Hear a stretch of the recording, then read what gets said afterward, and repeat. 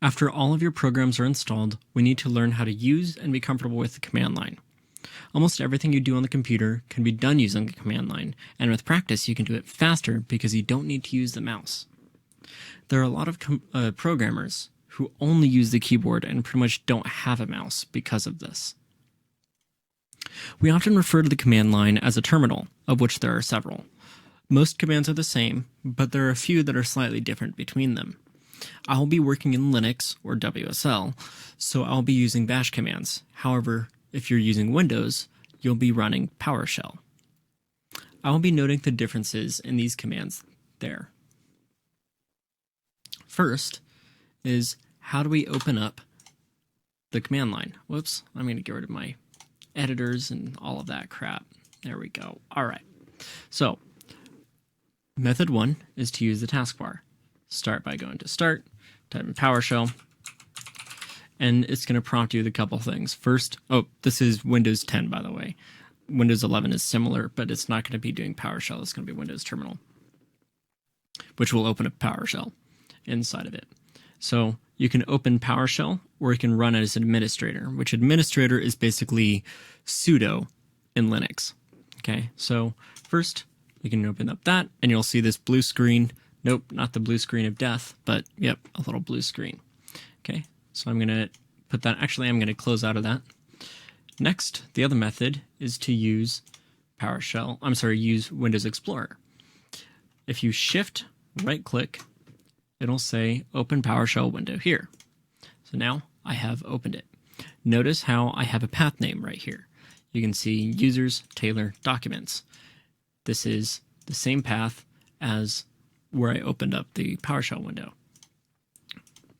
So if I go to PowerShell here, it's going to open it up under users Taylor, not documents. So you can notice how there is a path name here. Anytime you have you're running commands, you are running it in a directory. I'll either call it directory or folder, depending on what mood I'm in. So that is PowerShell. And then I recommend you download Windows Terminal. So if you go to the Microsoft Store, which is probably going to be like Minecraft or all this other crap that I don't need. Yeah, called it. All right. If I look up Windows Terminal, which is the first thing, it's already installed, but I recommend you install this because you basically can have multiple tabs open and you don't have to have multiple instances. Well, it's going to be multiple instances, but you're not going to have like different windows. So personally, I prefer it. So I'm going to open up my Windows Terminal right here, and notice how this is a different look than PowerShell. This is WSL. This is a virtual machine inside of my computer. Okay, so I'm going to put that on that side, and then I am going to open up a PowerShell version over here. So this is PowerShell inside of a Windows Terminal. I know it's not blue. I prefer it that way. All right, so first things we have to do, or we're basically going to learn, we're going to learn several things. First is ls. ls lists everything inside of the directory, and there are several different flags in Linux. L lists, this is just like what you can do with it, what your permissions are. I don't remember what this is. I think this is like contents no, this is size. This is like who owns it. I don't remember what this is. Whatever. And then this is when it was last written, and then the name. And notice how there are different colors here. So blue is a folder, red is a zip file, some compressed file, and basically everything else is white. And I think green is a what's it called? A linked folder or something. So ls minus L, and then you can do ls minus LA, which is everything. So anything that starts with a dot, and then you can do ls minus LSA, which is S is secret. I'm pretty sure. And then I think LST is time, and so it sorts it by time. So there are different flags. You have to learn it for each one. You can do the same thing in PowerShell. ls will show everything. Same thing with dir, dir. Same thing here. dir will show everything, but it doesn't color everything nicely. Although there aren't like flags and stuff, it will throw a little error. I don't remember exactly how to do that in PowerShell because I don't really use it. I use Linux all the time, but it's good if you need to just look at the contents. You see, okay, that's there.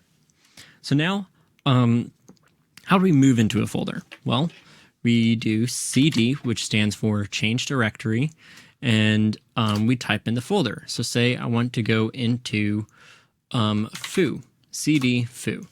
That directory already exists. I'm going to zoom in a little bit. It might be a little bit difficult for you to see. So cd foo, right there. So that moved me into a directory called foo. So I'm going to go into cd documents, ls cd programming, and notice how I am auto-completing. So all I have to do is type in the start of the directory and it'll autofill. And I love that. And if there are multiple things with the same, like if I type in M, it should tab between them. So if I cd M, it should switch between them. So say I want to go to Minecraft mods, ls, you can see that. So that's how we change directory. Now to go back a directory, all you have to do is cd space ... It goes back a directory, cd space ... All right. Now we're going to remove a directory. So I'm going to say rm -rf foo. That is how you do it in Linux. rf is -r is the recursive, -f, I don't remember what it is, but you have to do it. I think it's reference, or no, I don't remember. Oh, remove and then file. So recursive and file. I don't remember. I'm making stuff up. And then in here, is there anything that I can get rid of that I don't care about? Foo. So I'm going to rm rf foo. And notice how rf is not going to work. Okay. So I think it's just r. rm -r foo. And now that gets rid of foo. ls foo is now not there. Now let's make a directory. So here's how it works. mkdir make dir foo. So now you see f, where does f sit? It's somewhere over here. There's no foo. Oh, there it is, forks. But above here, now there's foo. No foo, foo. Now, mkdir foo, same thing. So now, foo exists. So we're going to cd into it. Okay. And then we're going to create a file. First, there are a couple different ways to do it. We're just going to create a text file. So we're going to say touch text.txt or test.txt. So now this creates a file called test.txt. Now let's try that in PowerShell. Touch text.tst or txt does not work. So in PowerShell, that command doesn't work. This is one of those things where PowerShell is different than Linux. I really don't like that. In PowerShell, it's knee, like from Monty Python. We are the knights who say knee. Test.txt.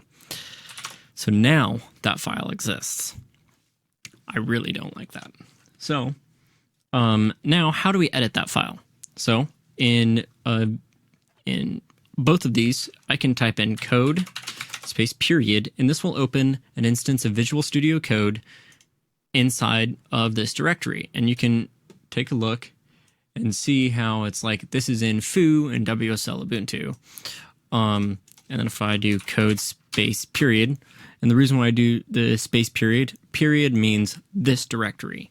So code space period, open Visual Studio Code in this directory. I can see now it's just foo with .wsl. There you go. I can now go into here and edit.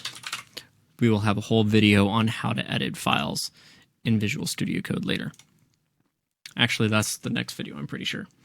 And then there are things inherent to Linux and stuff. You can use Vim. Actually, I'm going to do nano first. So nano test.txt.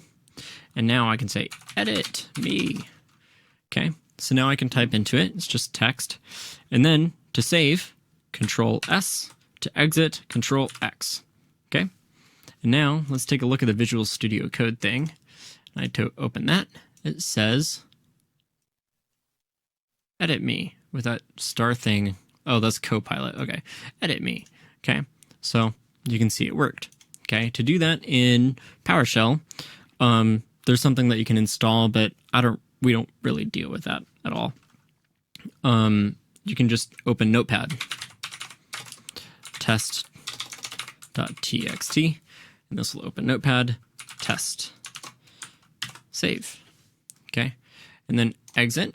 Now, and once you save, it saves the file, obviously. So now let's view the contents of that file. I don't really know why it's called this, because I haven't researched it, but the way to do it is cat test.txt. You can see it says test, cat test.txt. Guess what this is going to say? It's probably going to say edit me. There we go. Next, we have curl. So curl allows us to ping things or like retrieve information from other servers. So I am going to retrieve information from Google. So I'm going to type curl google.com. So now I have an HTML file. Okay, curl google.com. So now I have an HTML file, and it responds with the same thing. But notice how this is slightly different. This is displaying like the full like all the parameters of the response. This is just showing me the body of the response, but both responses are very similar. Like they're the same. And then you can also ping google.com. This is just a test if you have any issues with your network. And so I have 0% packet loss. Yay! And so there were 4 requests, 4 received, 0% packet lost. And you can also check the latency and stuff. That's some useful tool. Same thing in PowerShell. I'm pretty sure ping google.com. Yep. And you can see 0 lost. All right. Next is Git. So Git allows us to manage the source control over our projects. So we can create branches, we can create versions within those branches. Basically, you have a save button called the commit. Well, it's not a button, but you can commit changes and then push them to the origin, which is the repository, push them to GitHub. So that command is git. So you can see all of the different things. If you just type in git, you should see this thing. So it just says like clone init, and it shows exactly what all of this stuff does. If you make a mistake, it'll probably show you something like this, saying, hey, you use this incorrectly. What does this do? And then it gives you some guides. So git help -a, git help -a. Oh, now I can see all of this stuff. And this opens up a Vim style type of thing, where in order to get out of it, it's not Control C, it's Q. I don't like the inconsistency there, but there's that. Oh, I forgot Vim. Heck. So to work on Vim, Vim is a whole can of worms, but to enter it, vi test.txt. Now I'm editing inside of a Vim editor, which to move up and down is like J and K. No, it's what am I in right now? Oh, I have to press I in order to insert. And then I can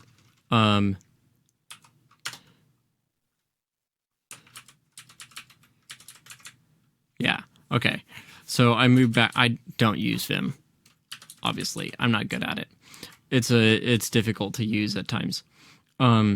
So there are different like layers of the keyboard that you have to access. So now if I press I, or when I pressed I, it entered me into the insert thing, so I can go in and change things. Now to get out of it, it's it's Control : Now I'm out of the edit layer. So if I start typing things, it and it's basically commands to enter in different layers of the keyboard. So I accidentally went back into the insert layer. So control colon, and then colon write quit. Okay, so WQ means write and quit. So when I hit enter, and then if I do cat test.txt, you can see I capitalized edit when before I didn't capitalize it. Okay, and then that back to Git. Apologies for that little thing. There are so many different things. You can watch videos on videos and videos and videos. Look up the documentation. There's all sorts of stuff out there. We will be going over that a little bit. And then I already showed you how to use code. So there is nothing else for the basics of terminals. Basically, they are commands that run inside of a little thing, and you can view contents and whatever, and basically do whatever. Basically everything. Yeah. All right.